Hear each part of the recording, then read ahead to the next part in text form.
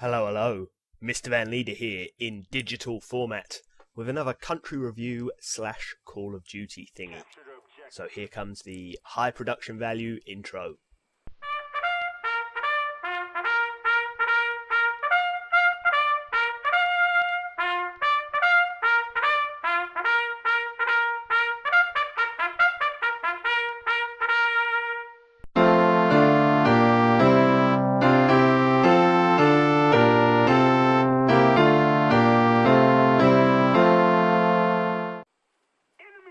Okay, so Great Britain.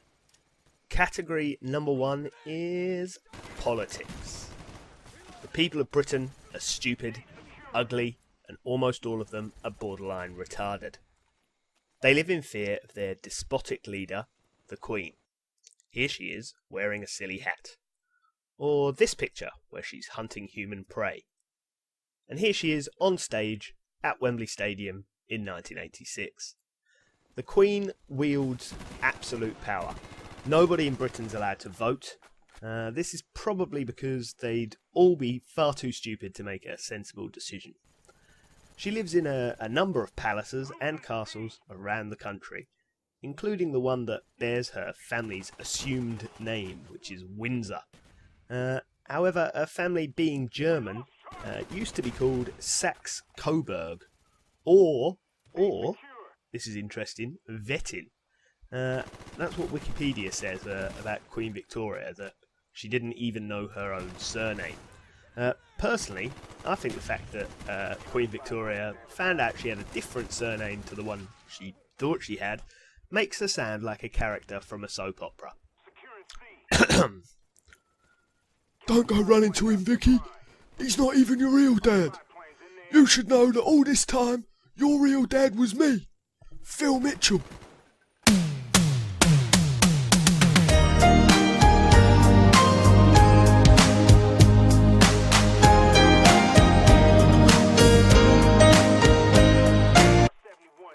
So yeah, the royal family needed a new name because the English hate immigrants. Especially, they hated, at the time the name was changed, German immigrants. This was because Britain was currently engaged on being on the winning side in a world war. A feeling that it'd get used to. Say what you like about Britain, but the Kaiser was an expansionist, and well, he had to be stopped. Before I start talking about racism, empire and war though, I've got to dish out some points for politics. And I think I'm going to give Great Britain an arbitrary 4. So category number 2, Empire. Well, the glory days of Great Britain were during what you can call the British Empire era. The British Empire was the largest that the world has ever seen. It had territories in every corner of the world. It was created largely by going around the world armed with rifles and sticking said rifles in the faces of a variety of native peoples. The native peoples were probably armed with spears. The soldiers would then say something like, "All your natural resource belong to us." You know, kind of like the Americans do today. We taught them so well. Anyway, the British did such a great job with its territories all over the place that it left a legacy that would be enjoyed to this day in countries all over the planet. Many of these countries have gone from strength to strength, marching forward to become the most stable, peaceful and successful countries on the planet. Now I could read out a list of these countries, but what would be funnier is if I got a computerized lady's voice to do it. So here we go. Countries fucked up by Britain: Afghanistan, Iraq, Israel/Palestine, Sudan, Sierra Leone, Zimbabwe, and Burma. I don't know, maybe it wasn't that funny. Leave a comment, let me know. If you wouldn't mind leaving a little rating whilst you're there, that would be gorgeous, and it would help me through my dreadful life of living in a shit country. Thanks. Yeah, just for balance reasons, I should probably point out that Britain was in charge of some rather less successful countries during its empire era. These countries have really gone on to become insignificant backwaters. Examples of those include the United States of America, Canada, and Australia. Time then for me to dole out some marks for empire. There's only really one score I can give for this, and that is a big fat 10. So then, nearly at the end of our exhaustive, fair and balanced review, my final category for Britain is going to be culture.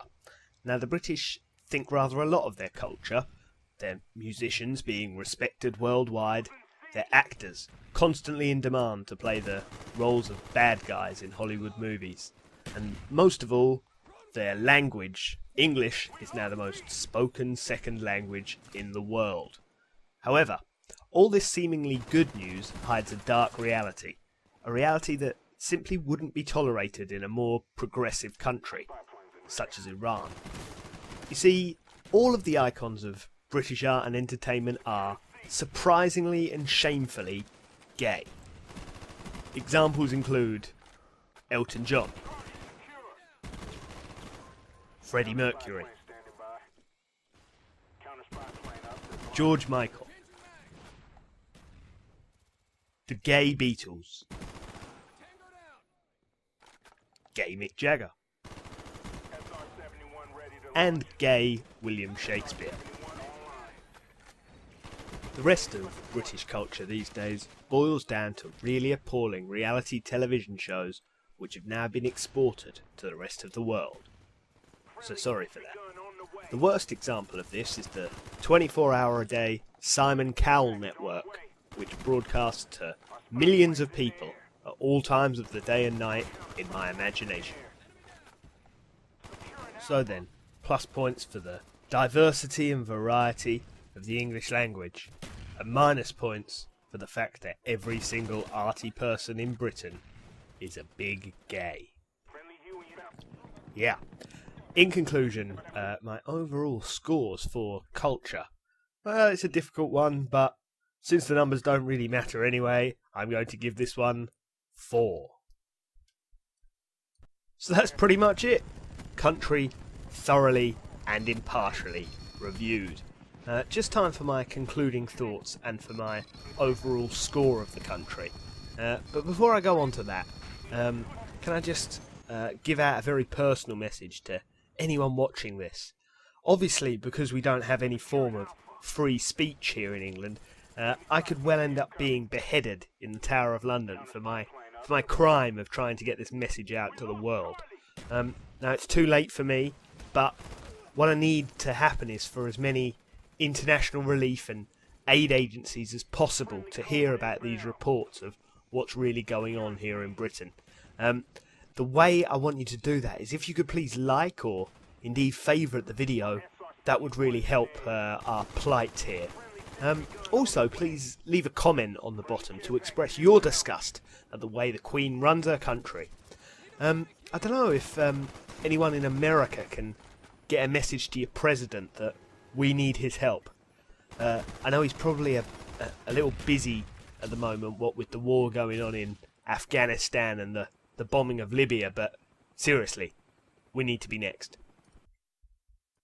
Overall score then for Britain, 2. Please help us. Oh, and thanks for watching.